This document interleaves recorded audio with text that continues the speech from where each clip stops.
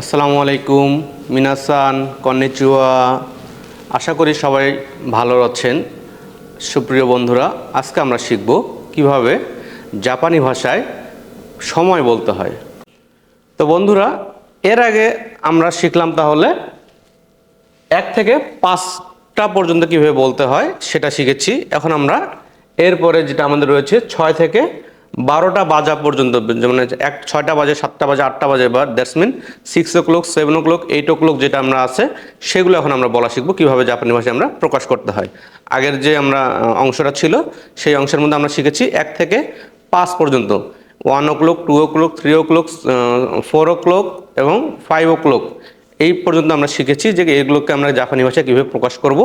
এখন আমরা শিখব 6 to 12, 6 থেকে 12 পর্যন্ত আমাদের যে বাকি যে সংখ্যাগুলো রয়েছে এগুলো যদি আমরা প্রকাশ করতে চাই, দ্যাটস মিন আমরা এখানে চলে আসি রকুজি। রকুজি দ্যাটস মিন আমাদের 6 o'clock। রকুজি, রকুজি আমরা কি বলবো? রকুজি, 6 o'clock।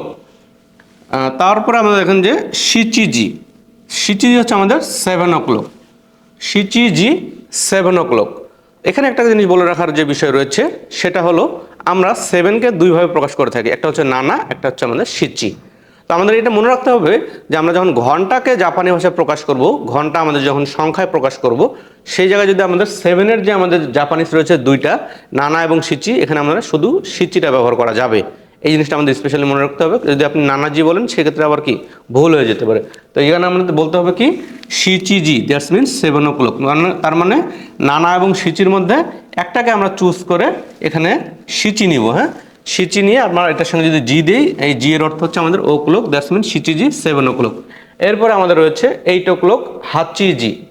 হাচিজি, এখানে আমাদের হাচি, এই আমাদের জি, এটা হচ্ছে আমাদের 8 o'clock। এরপর হচ্ছে আমাদের কুজি। এই কুজিটা হচ্ছে আমাদের একটু ব্যতিক্রম, এটা আপনারা হাইলাইটস মার্কার দিয়ে আপনারা কি লিখে রাখবেন বা দাগিয়ে রাখবেন। সেই জায়গায় আমরা কিভাবে বলবো কুজি, কারণ কুজিটা ব্যতিক্রম কি জন্য, আমরা 9কেও দুইভাবে প্রকাশ করে থাকি, একটা হচ্ছে খেউ আর একটা হচ্ছে কু। তো এখানে আমাদের যখন আমরা ঘন্টা প্রকাশ করব সেই জায়গায় আমাদের কি ব্যবহার করতে হবে?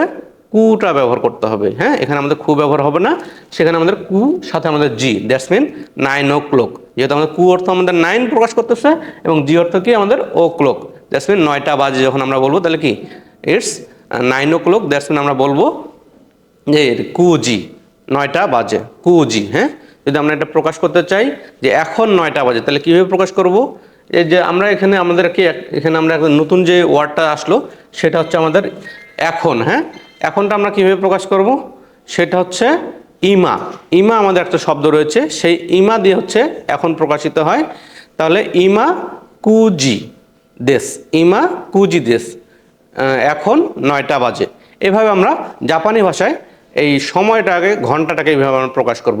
যদি আমরা বলতে চাই এখন 2টা বাজে, তাহলে কি বলবো? আমরা যে একটু আগে যে আমাদের অংশটা রয়েছিল এই ভিডিওর, সেখানে আমরা পড়েছি যে 2টা বাজে অর্থ আমরা কি বলবো? নিজি, দ্যাটস মিন ইমা হচ্ছে নিজি দেশ, এখন 2টা বাজে। তো আমরা এই কুজি পর্যন্ত এসেছিলাম। এরপরে আমাদের রয়েছে জুজি। জুজি যদি আমরা প্রকাশ করতে চাই তাহলে কি 10 o'clock। জুজি অর্থ 10 o'clock। এরপর আমাদের 11কে আমরা কীভাবে বলবো? যে ইটস 11 o'clock। এই 11 o'clockকে বলার জন্য আমাদের বলতে হবে আমরা যেভাবে 11কে প্রকাশ করে থাকি। 11কে আমরা কীভাবে প্রকাশ করে থাকি, এটা আমরা কি সহজ একটা উপায় বলে দিয়েছিলাম যে 1-10-1-11, 1-10-1-11। কি আমরা বাংলা যখন আমরা কি নামতা পড়েছিলাম বা সংখ্যা শিখেছিলাম তখন আমাদেরকে এইভাবে ক্লাসে শেখানো হতো 1-10-1-11। এই যে আমরা 1-10-1-11 বলতেছি, এখানে দেখেন আমরা এই 1-10টাকে বলতেছি জু। এই যে আমরা জু, দ্যাটস মিন আমাদের 10। তো জু ইচি, দ্যাটস মিন আমরা 1-10-1, এই দুটো মিলে হয়ে যাচ্ছে আমাদের 11 বা 11। এটার সঙ্গে আমরা জি ব্যবহার করতেছি, দ্যাটস মিন এটা 11 o'clock। তাহলে জু ইচি জি, জু ইচি জি, দ্যাটস মিন 11 o'clock। এরপর আমাদের রয়েছে জু নি এবং জি, এটাও আমরা সেই নামতার মতো যদি প্রকাশ করতে চাই 1-10-2-12, 1-10-2-12। তাহলে আমরা আগে 12 সংখ্যাটাকে প্রকাশ করতেছি, দেন আমরা o'clock বোঝানোর জন্য এখানে আমরা জি ব্যবহার করতেছি, দ্যাটস মিন জু নি জি, it's 12 o'clock, it's 12 o'clock, that's mean জু নি জি 12 o'clock।